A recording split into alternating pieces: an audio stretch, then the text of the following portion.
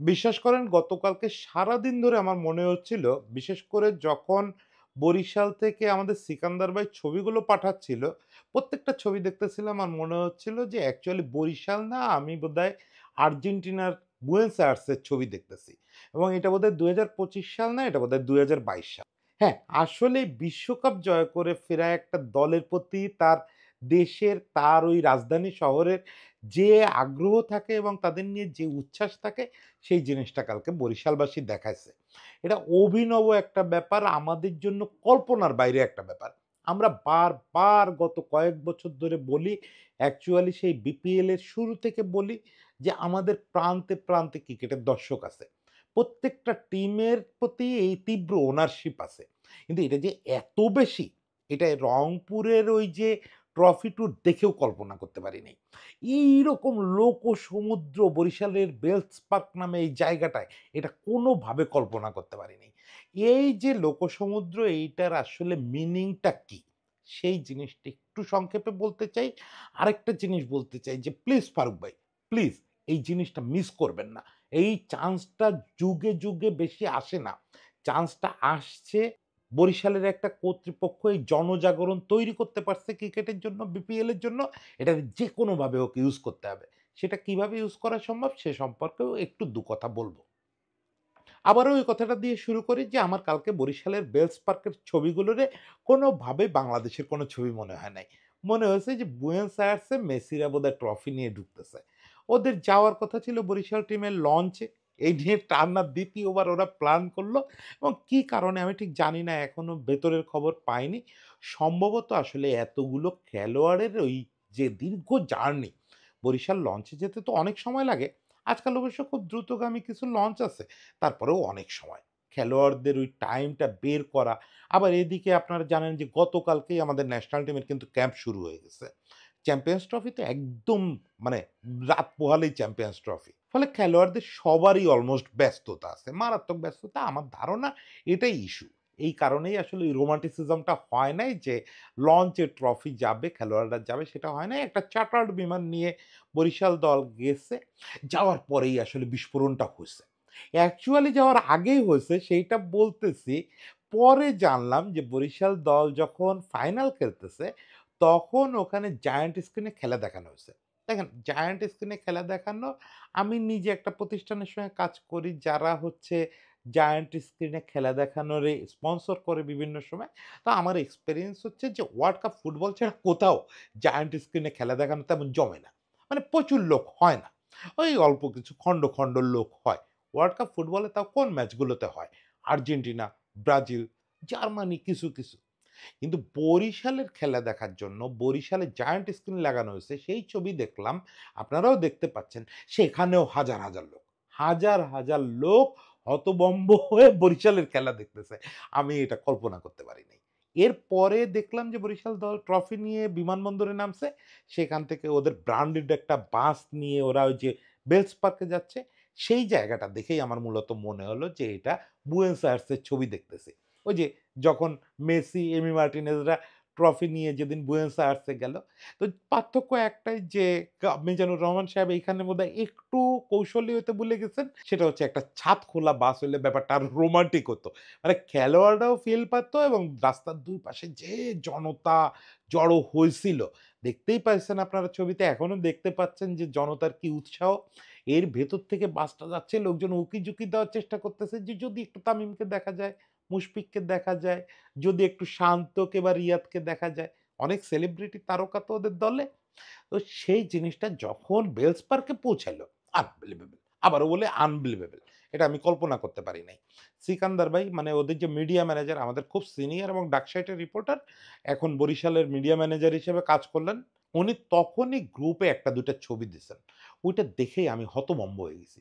মানে যতদূর চোখ যায় মানুষ আর মানুষ, যতদূর চোখ যায় মানুষ আর মানুষ। শেষ পর্যন্ত দেখেন একটু ট্র্যাজেডি হইছে। ওখানে একটা কনসার্ট হওয়ার কথা ছিল। কিন্তু এমন অবস্থা হয়েছিল যে কর্তৃপক্ষ ব্যাপারটা নিয়ন্ত্রণ করতে পারে নাই। অনেকে দেখলাম কর্তৃপক্ষকে মানে বরিশাল কর্তৃপক্ষকে দায় দোষ দিয়েও একটু স্ট্যাটাস দিচ্ছেন, নিউজ করতেছেন। এখানে আসলে একটু বুঝতে হবে। ফরচুন বরিশালের মালিক, আপনি বলেন, আপনি কি কল্পনা করছিলেন বরিশালে এরকম একটা দৃশ্য তৈরি হবে? এরকম লাখ, লাখ লোক হাজির হয়ে যাবে ট্রফি উৎসব দেখতে। কেউ কল্পনা করে নাই। বরিশাল কর্তৃপক্ষ কল্পনা করে নাই, আইনশৃঙ্খলা বাহিনীও কল্পনা করে নাই। এটা ভেরি আনএক্সপেক্টেড একটা ঘটনা ঘটে গেছে। ফলে যেটা হইছে খেলোয়াড়দের বেশিক্ষণ মঞ্চে রাখার যে ঝুঁকি, সেটা কর্তৃপক্ষ নিতে চায় নাই। খুবই স্বাভাবিক। ওখান থেকে মঞ্চে একটা খেলোয়াড় যদি ছোটখাটো ইনজুরিতে পড়ে, ওই কর্তৃপক্ষের বিসিবির কাছে জবাব দিতে, দিতে খবর হয়ে যাবে। যেহেতু ন্যাশনাল টিমের ক্যাপ্টেন পর্যন্ত ওখানে রয়েছে। ন্যাশনাল টিম যাবে ২ দিন পরে চ্যাম্পিয়ন্স ট্রফি খেলতে। তার ক্যাপ্টেনও আবার হচ্ছে বরিশাল দলের মেম্বার। যদিও সে ম্যাচ-ট্যাচ খুব একটা পায় নাই। কিন্তু গুরুত্বপূর্ণ মেম্বার তো। এছাড়াও বরিশাল দলে আমাদের অনেকগুলো গুরুত্বপূর্ণ মেম্বার আছে। ফলে ওই সিকিউরিটি রিজনে ওরা মাত্র ৩-৪ মিনিট পরে খেলোয়াড়দের সরায় ফেলছে।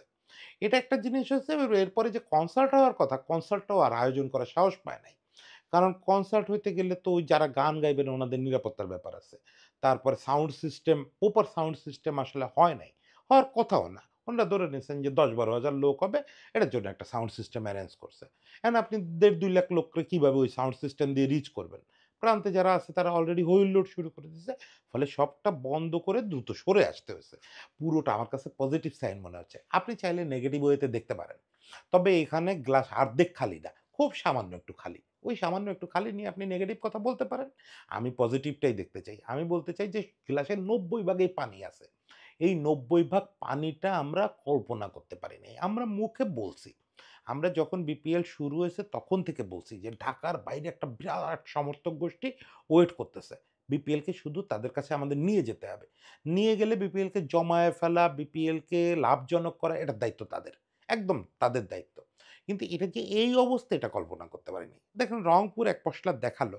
রংপুর যদি তাদের চ্যাম্পিয়ন হওয়ার পরে যদি তারা চ্যাম্পিয়ন হইতে পারত, তারপরে তারা ট্রফি নিয়ে যেত, এখন আমার সন্দেহ হচ্ছে রংপুরেও একই অবস্থা হতো। তার মানে আমরা একটা জিনিস বুঝতেছি যে আমরা এই যে ঢাকা, চিটাগাং আর সিলেট নিয়ে এতগুলো বছর পড়ে আছি, যে এর বাইরে আমরা বিপিএলকে নিচ্ছি না। আমরা তো বহুবার অ্যাডভোকেসি করতেছি যে ৬ টা দল করেন বা ৭ টা দল করতে চাইলে করেন। ইভেন ৮ বিভাগের ৮ টা দল করেন, ৮ টা আলাদা স্টেডিয়ামে হোম করেন। হোম অ্যান্ড অ্যাওয়ে খেলা হোক। কি, কি উপকারিতা হবে তাতে? এটা নিয়ে আমি ২ টো কনটেন্ট অলরেডি করছি। ফলে বিস্তারিত না বললে, সবচেয়ে বড় কথা হচ্ছে আপনি যেসব প্রতিষ্ঠানের কাছে দল বিক্রি করবেন, সেই প্রতিষ্ঠানগুলো লাভে থাকবে।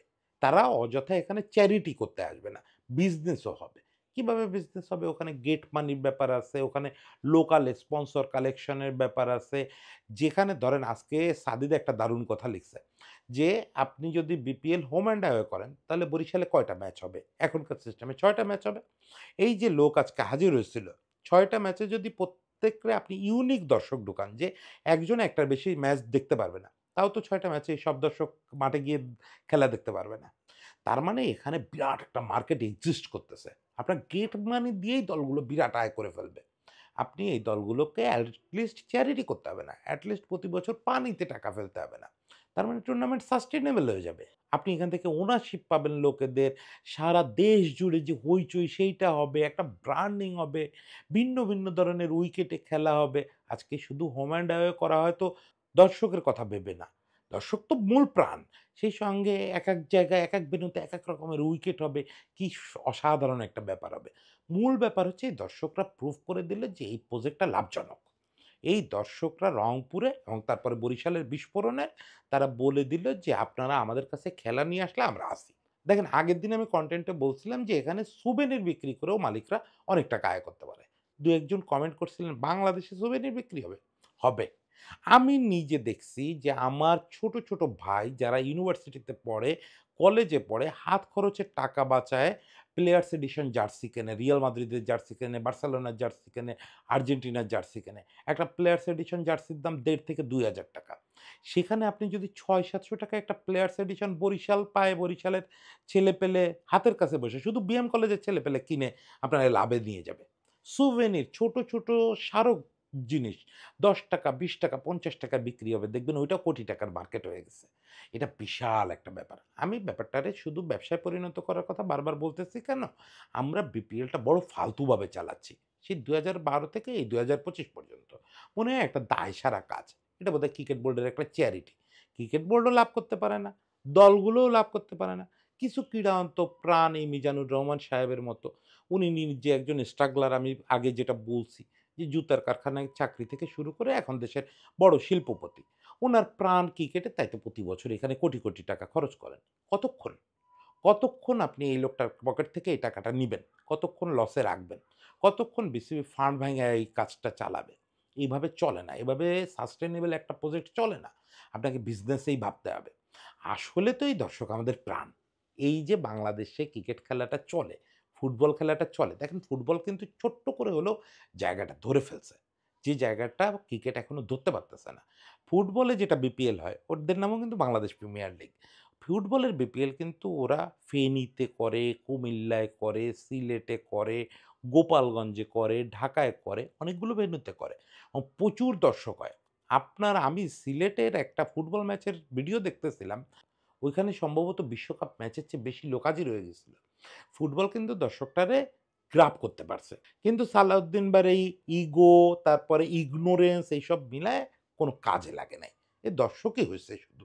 ওই দর্শক দিয়ে যে সাস্টেইনেবল একটা ফুটবল দাঁড় করানো দেশে, সেটা উনি পারেন নাই। এখন যদি তাবিথ আউয়াল সাহেবরা পারেন, সেটা আলাদা কথা। ক্রিকেট নিয়ে কথা বলতেছিলাম। ক্রিকেট নিয়ে বলি, ক্রিকেটে এটা খুব জরুরি। শুধু বিপিএল এর জন্য না। আমি আগেও একদিন যে অ্যাডভোকেসিটা করছি, আপনি ৮ টা বিভাগীয় দলের যে মালিকানা বিক্রি করবেন, তাদের কাছে একই সঙ্গে ফ্র্যাঞ্চাইজি ফার্স্ট ক্লাস টিমের মালিকানাও বেচে দেন। তারা সবকিছু দেখভাল করুক। সবগুলো হোম অ্যান্ড অ্যাওয়ে করেন। ফার্স্ট ক্লাস ম্যাচটাও হোম অ্যান্ড অ্যাওয়ে হবে, বিপিএলটাও হোম অ্যান্ড অ্যাওয়ে হবে। সঙ্গে একটা ঘরোয়া টি-টোয়েন্টি হবে বিপিএল এর নিচের স্টেজে। সবগুলো মালিকানা সত্ত্ব থাকবে ওই দলগুলোর মালিকদের। ওরা ওখান থেকে নানা রকম বেনিফিট পাবে, ব্র্যান্ডিং পাবে। সারা বছর জুড়ে যদি আপনি সিলেট টিমের চায়ের আগের দিন বলছিলাম যে চায়ের কোনো কোম্পানির কাছে বিক্রি করেন। আজকে আমাদের দেশে কত বড়, বড় চা কোম্পানি। কাজী আছে, তারপর আরো কারা, কারা আছে। এদের যদি আপনি সারা বছরের এরকম ব্র্যান্ডিং এর নিশ্চয়তা দেন, আজকে আমি যখন কথা বলব সিলেট নিয়ে, তখন তো অবশ্যই ১০ বার ওই স্পন্সরের নাম আসবে। ওই মালিকদের নাম চলে আসবে যে এটা করতেছে অমুক টি কোম্পানি। এই চায়ের যে ব্র্যান্ডিংটা আমার মতো আমি করায় কোনো লাভ হবে না কারোর। কিন্তু টিভিতে দেখাবে, পত্রিকায় আসবে, ওরা তো ওইখানে লাভ খুঁজে পাবে। একটা দলের পিছনে বছরে ৩০ কোটি টাকা খরচ হয়, ১০ কোটি টাকা তো মাইলেজই আসবে। শুধু ১ম আলো আর যমুনা টিভি যদি নিউজ কাভার করে, তাতে বিজ্ঞাপনের রেটে হিসাব করেন না যে সে কত কোটি টাকার মাইলেজ পাবে পুরো একটা বছরে এরকম ৩-৪ টা টুর্নামেন্টের স্বত্ব যদি সে কিনে নেয়। অনেক বড় ব্যাপার। অনেক বড় সম্ভাবনা ওপেন করে দিলেন মিজানুর রহমান সাহেব। মিজানুর রহমান সাহেবকে আমার মনে হয় বিসিবি থেকে বিশেষ একটা ফোন করে একটা প্রথমত একটা থ্যাংক ইউ বলা উচিত। যে এতদিন ধরে থিওরিটিক্যালি আমরা যে কথাগুলো বলছি, এ কথাগুলো প্রুফ করে দেওয়ার জন্য ধন্যবাদ। আপনি যে এই লাখ, লাখ লোক আমাদের দেখাইছেন, এতে আমরা বুঝতে পারছি এবং সাহস পাইছি যে আসলেই সম্ভব জিনিসটা। এখন বাকিটা বোর্ডের করতে হবে। ওনাদের যা করার করে ফেলছেন। এখন ওনারা জায়গায় বসে থাকবেন। বাকিটা যদি বিসিবি না করে এটা ক্রাইম হবে। রীতিমতো ক্রাইম হবে। ওনরা টাকা খরচ করে টিম করছেন, দলরে চ্যাম্পিয়ন করছেন, তারপরে আপনারে সম্ভাবনাটা দেখায়া দিলেন। এরপরও যদি হোম অ্যান্ড অ্যাওয়ে না করতে পারি আমরা, প্রত্যেক টিমকে স্টেডিয়াম অ্যালোকেট করতে না পারি, তাহলে আর দরকার নেই। তাহলে আর ক্রিকেট আগাবে না। সবাই ভালো থাকবেন। মেজাজ খারাপ করে বললাম শেষটুকু। মেজাজ খারাপ করার দরকার নাই। এই যে দেশ জুড়ে দর্শক এদের কথা ভেবে শুধু আনন্দ করেন। শুধু আনন্দ করেন যে আমাদের কত বন্ধু-বান্ধব, ভাই-বন্ধুরা, ছোট ভাইরা সারা দেশে অপেক্ষা করতেছে কাছে ক্রিকেট যাওয়ার জন্য। ক্রিকেটটাকে জাস্ট এদের কাছে নিয়ে যেতে হবে। তারপরে বাকিটা ম্যাজিক হয়ে যাবে। সবাই ভালো থাকবেন। ম্যাজিকের অপেক্ষায় থাকলাম।